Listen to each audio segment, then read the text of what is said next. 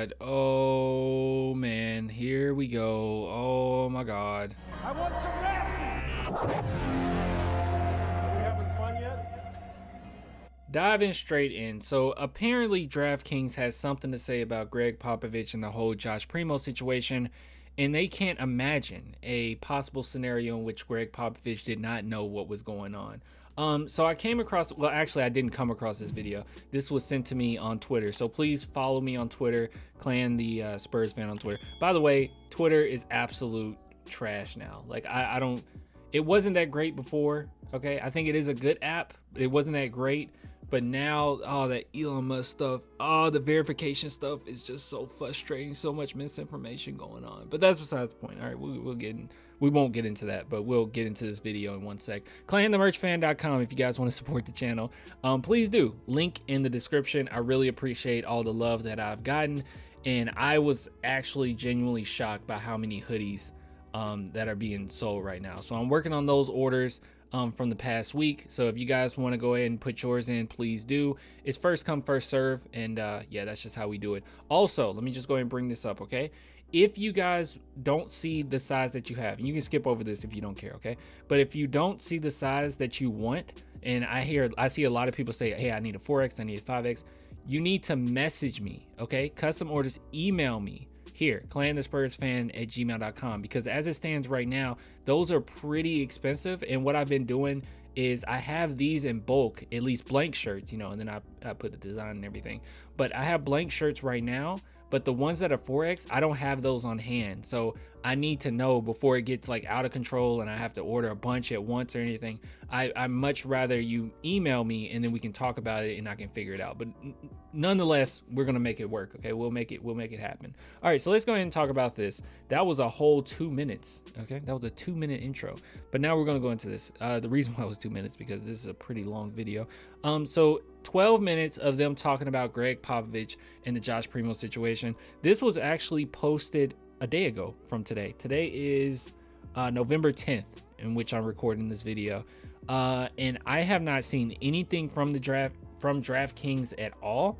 I didn't even know that they had a YouTube channel, to be honest with you. But I am curious to see what they have to say. So let's go ahead and listen to this.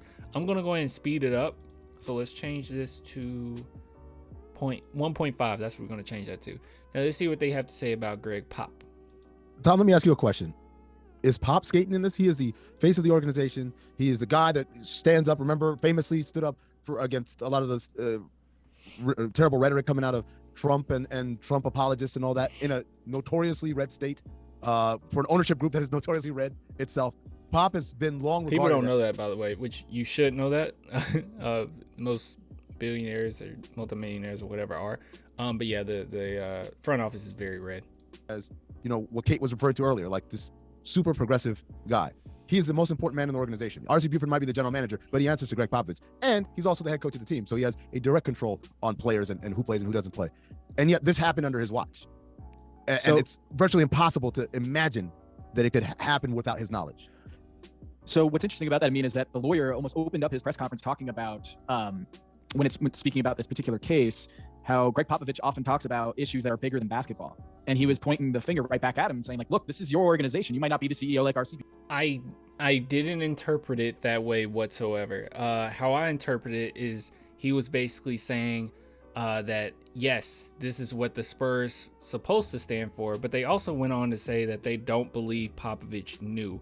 And funny enough, I keep bringing this up, but the two people that have been adamant about the San Antonio Spurs handling it correctly, or at least believing that they did, is R.C. Buford and Greg Popovich, the two people that thus far the accuser and lawyer have said they don't believe knew. So just throwing that out there. Buford, you might not be the GM like Brian Wright, but you are very much the face of this organization. I would bet the highest paid non-basketball player on the staff. And then he was quick to point out that Dr. Hillary Cawthon tried to reach Popovich about this and went to the GM and said, like, a few months after the initial allegation, she had allegedly a meeting with the GM and said, does Pop know about this? Because she said she had great respect for Popovich and wanted him to know, because she could not believe that he knew about this and that he still believes that this is okay, this is acceptable behavior. And it was relayed to her. I mean, that Popovich did know, but the lawyer said, we have every reason to believe that was a lie, that was not the truth, that Popovich didn't know. And so while I thought that they were going to hammer Popovich on this one, they actually, it seems, are pointing the finger at the people around him. And let me say this, it's just a feeling I have, okay? I could be completely wrong. You guys can give me your take in the comments, okay? But a feeling I have is if the lawyer could get on top of Popovich, like a better term, if he could really focus in on Popovich and hammer in that Popovich knew, I just have a feeling that he would have done it. Like I don't see a reason not to do it. I don't know. Just throwing that out there. I believe that he's a lawyer, okay? I believe that he's not gonna necessarily like hold back. He's pretty ruthless as well, if you know anything about like the Deshaun Watson situation. So protecting him or insulating him, perhaps as part of a cover-up. Like if Popovich knows this blows up, we can't have Popovich know. And that was the picture that they painted, was that Popovich actually had no idea. Now, gets back to Mark Cuban about the workplace issues, the misogyny, and all of that happened in the Dallas Mavericks. Is like, how can you honestly say you had no idea that this was going on? Joshua Primo was the number 12 pick for the San Antonio Spurs in 2021. See, but my thing is the accuser said that he didn't know. I don't know. They picked up his third-year option, right? It was third-year option, right? I mean, third-year option, yeah. Which would be $4 million approximately. 4.3. That they were going to pay him. They picked up that option in early October, and then this explodes. This just blows up a few weeks later. So they knew something was happening, or the GM knew something was happening, and then they waived him without releasing a substantial statement or explaining what was happening. So did Popovich know? I think that's going to be something he's going to be asked here. I don't suspect that the Spurs will hide Popovich, much in the same way the Nets have hid Kyrie Irving. But that is something he's going to have to, and the Spurs have to answer for, is like, how much did Greg Popovich know about this? And why didn't he know if he did not know? Because that's what the picture that she's painting here. It just kind of, you two have lived more inside of like the NBA world. You know, it just begs the question at times of the kind of normal human interaction and where you handle something that comes across behaviors of humans, bad things that are happening, good things that are happening, in a very like common sense way. And it feels like our sports world, and in this case we're looking at NBA because there's a lot of stories just simmering in the NBA now. Maybe you get too much money, too big, all of that, and like common sense just isn't a thing as much for you anymore, because this did not have to be a huge. Can I say something? In my opinion, and this is just my opinion, I don't think common sense is a thing. I've been convinced over the last several years that common sense is not necessarily a thing. Okay, I think it's certain principles that we've all kind of agreed on for the most part as a society and everything. But as far as like what's common sense, it's just dependent on what influences you have growing up. I don't think that a lot of people, we say, wow, you really lack common sense, but it really, I don't even know if it's really a thing. So I don't know. Issue, right? Like we go back to all the time, like the cover up is worse than the crime itself. Mm-hmm. Like in the worlds you've lived in, the cover up is worse than the crime itself. I don't like that phrasing. Where is the common sense when it comes to the human resources side of things, the structural side of basketball franchises? Because I think it was like 4 or 5 Metalarkers ago. I mean, I think when we were talking about the Boston Celtics, we got into a lot about how, you know, the head coach might be in charge of the coaches and players are kind of under him, but like he's not leading the marketing side, he's not leading the sales side, the business side. Like there is the structural hierarchy of an NBA organization that is sort of outside of the public eye. But I mean, within these worlds right now, I'm like, are the NBA just too much money and they've kind of lost sight of just common sense behavior patterns at this point? Jesus, oh my God.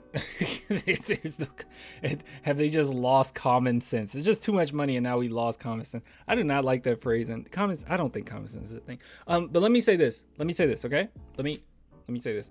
Greg Popovich. Now, this has been known, okay? Very well known. Now, does Popovich have more power than a typical coach?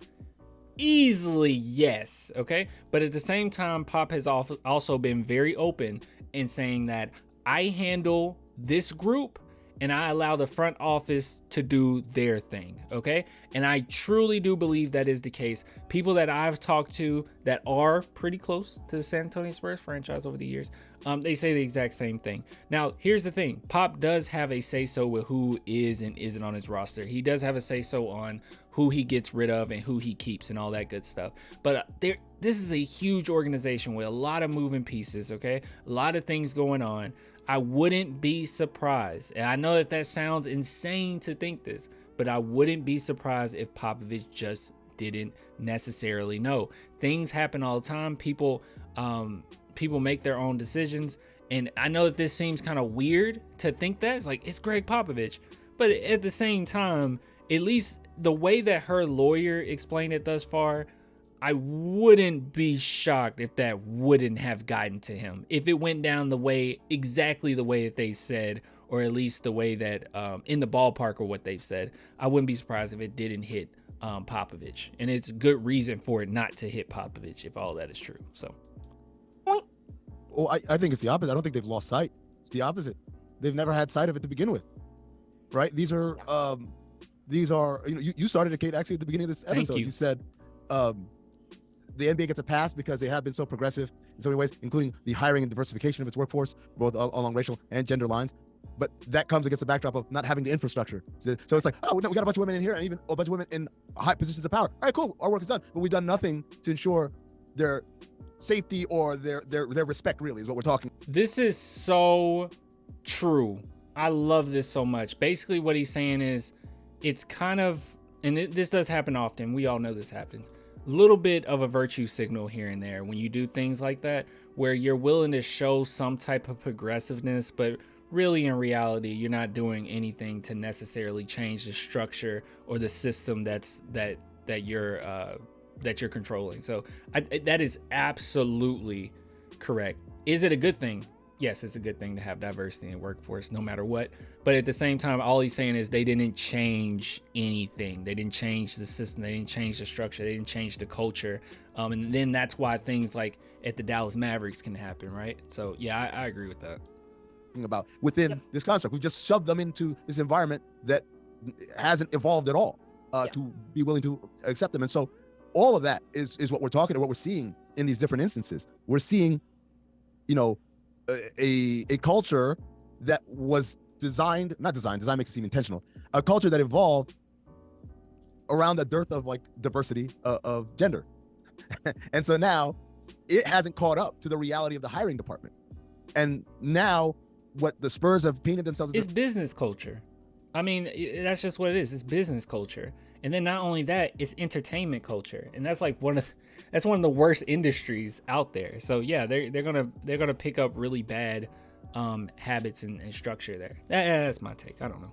The corner and the Celtics did also is this concept of, oh man, that isn't right, and we shouldn't be doing that. Also though, I don't want to completely cut off my nose to spite my face, right? In essence, that's their thought process. Right? Like, he is a pretty good coach, or he is a pretty good prospect. And so we get into these dueling vanities. One of, we're a good organization that cares about people and does things the right way, and also, but this guy's really good and really important. So is there any way we can just make it go away and pretend it didn't happen and hope that solves it? That's the end of that. It was one time and that's it. It's two times and that's a third time. I swear to God, that's it.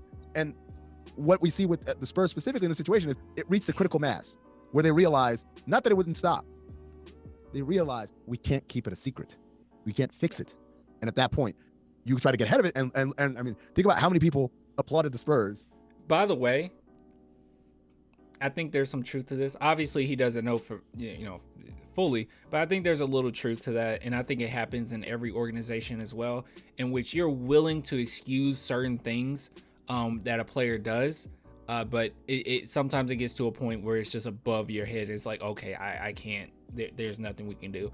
And when it comes to the Primo situation, assuming that a lot of this is true with the stuff that happened in Las Vegas, and we know for a fact at this point the Minnesota stuff is pretty cut and dry. At least the evidence points towards that pretty well right now. I think that we all can say this has probably been going on for a little minute. Okay, so this completely makes sense. I don't think that his way of thinking is necessarily off. I actually agree with it. I think that's part of what happened with the Spurs. But obviously we don't know fully, but you know what I mean. That's how you do it. You just cut ties with someone who does that awful behavior. And they didn't wait for that other shoe to drop, which is, they did it because they had this entire calendar of not doing the right thing because they thought they could make it go away. Yeah. I mean, there might not be a business that has wonkier power dynamics than professional sports. Like, you've got, you sort of like fly on the wall inside of a session between Dr. Hillary Coffin and Joshua Primo, and you're like, okay, by all intents and purposes, she's an established mental health professional. I don't know, I'm just making up her age. Let's say she's 35 or 40. That's another weird thing. The lawyer for Joshua Primo is insistent on pointing out multiple times that she's 40 years old. Oh, I hate that. You guys know I hate that.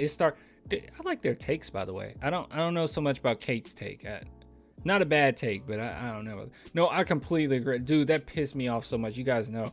That whole thing where it's like, he's young, she's old. Like, it started off with saying she's perpetuating a very harmful stereotype. Also, she's a Karen. It's like, oh my God.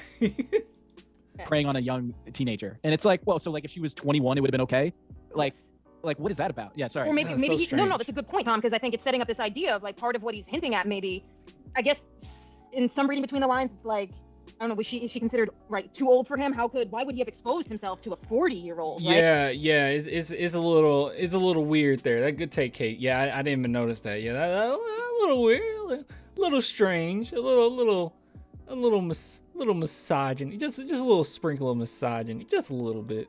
Yeah. Well, that makes no sense. I mean, it was part that, and then maybe part trying to switch the power dynamic around in retrospect. Like, well, she was 40 and she was seeing him for past trauma. Therefore, the power dynamic was she had power over him because she was treating him. Which is not true, by the way. In any typical sense, that would be true. As far as like a therapist, psychiatrist, or whatever have power over their clients, doctors have power over their clients, right? Like it's just kind of this set in stone thing that we all kind of agree on, right? Just some people have more authority over others. And when you're seeking someone for help, you're coming in a very vulnerable place. But in this specific situation, no, Josh Primo is so much more, or was so much more valuable to the franchise than she was. So in any situation, he would have more power over her. And that's kind of the point there. Now, I'm not saying that was a driving point of the entire thing. That's why he did. I don't know all that. Okay. We don't know exactly the frequency in which it happened or anything like that. All I'm saying is it's not the same. Okay. And that lawyer, basically trying to allude to that is absolutely ridiculous. And you could see that happening with what the lawyer was trying to say, but it gets back to this, to the heart of just, if we're looking right now at the NBA, I'm like, I can't think of wonkier power dynamics because you've got, Primo. I mean, I don't know the Spurs list off the top of my head. I mean, Spurs roster off the top of my head like y'all do, but like, might he be the 8th most powerful person in that organization? Right. Well, Was he? Let's see. I'm actually gonna think this through. Let's see. We got Pop, RC. Okay, that's 1 and 2 right there. Probably Brian Wright. Okay, maybe he's probably like 3rd.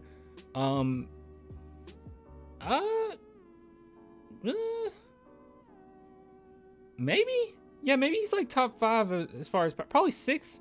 I would say Josh Primo was probably 6 as far as power in that franchise. If we're talking about players alone, he was up there because they kind of made him, or were gradually making him, the face of the San Antonio Spurs. He was getting quite a bit of power, so I don't know. They picked up his option, and then with knowing all of this history, that there were issues continually, and they what she accuses the Spurs of is essentially pushing her out of the organization and saying at one point, you're going to sit this out. And meanwhile, while she is speaking, I mean, I had my laptop open to her speaking and holding back tears, recounting how she tried to get the Spurs to do something and to make an appropriate workplace environment where this was not okay. And she was getting emotional, recounting the management side, and just like how she tried to do the right thing and tried to bring it to the powers that be, and then was silenced, right? Essentially moving you aside. Huh. Yeah. So I guess that's the rest of the video. I guess they were just covering a bunch of stuff. So overall thoughts. How did I feel about this? I'm actually shocked. I think this was actually a really decent discussion. I haven't seen anyone else talk about this much except for us over here, right? Like I have not seen many people go over this Josh Primo situation. So it was nice to kind of hear their take. I think that they had some really good, all three of them actually had really good takes. Hers is a little strange with that whole, like, I just don't like that. It was like, does more money just give you less common sense? I think that's a little ridiculous. I think that's a little silly. But with that being said, I feel like this is a really good take from all these guys. I think that they were respectful to the accuser, but it didn't necessarily sound like they just flat out just said every single thing happened 120%. They're just questioning how the heck would Popovich not know. So yeah. Anyways, hold on. Let's see if there's any of our people. No, none of our people down here. It's not many of them. Hold on. Let's see. Sort by. Let's do newest first. It's not that many. This only has 279 views. Strange. I'm not saying he didn't do it. I'm trying to figure out how she would have allowed it to happen 9 times before she did anything. Let's see if there's a reply. Allowing it to happen. If somebody did that to you at work, then you go to the mutual boss and tell them first and foremost. She says she did that and expected them to intervene as a mutual employer. This isn't a private practice where she simply would kick him out of the office. That is true too. It was a Spurs office and it was a Spurs player and she worked for the Spurs. That's a really good point too. And it was the Spurs. It's their responsibility at that point. It doesn't matter when you vouch for it. Well, this is the same person, so we know what their take is. They got rid of Joshua after the hotel incident. I would believe that Pop didn't know until the hotel incident. That's where I'm at too. That's kind of what I'm thinking. They waive him and cut ties quickly. I think the GM was covering for himself, didn't want to get any more or anyone involved and let it blow over. The hotel incident opened the door, and now everybody come into light. At the end of the day, Joshua is to blame, even if it's a mental health issue. Yeah, you have to take responsibility over your own mental health. The GM is to blame for not acting correctly. If concerns was brought up, the victim has some accountability because it happened 9 times, and she didn't go to anyone else like the owner, board of directors, or anyone in upper management besides the GM. I think she went to HR too, but I could be wrong. I'm not condemning her at all. She deserves to sue the organization. And Joshua, she wanted to talk to Pop, but let the GM speak for Pop. She is an adult that could have handled this better. A lot of emphasis on that. Now the whole Spurs organization is questionable, and DJ could have been talking about that. Now that, oh man, I hate that tape where people say DJ was on. DJ was just having a rant. Anyways, stop blaming Pop for someone else's actions, idiots. Whoa, Caesar's mad. Caesar is not happy. Okay, all right. I wasted enough time on this. If you guys want to support the channel, clanthemerchfan.com, link in the description there, or become a Patreon YouTube member, only $2 per month. I'll get with you guys later, man. Thanks for the love. Until next time, bye.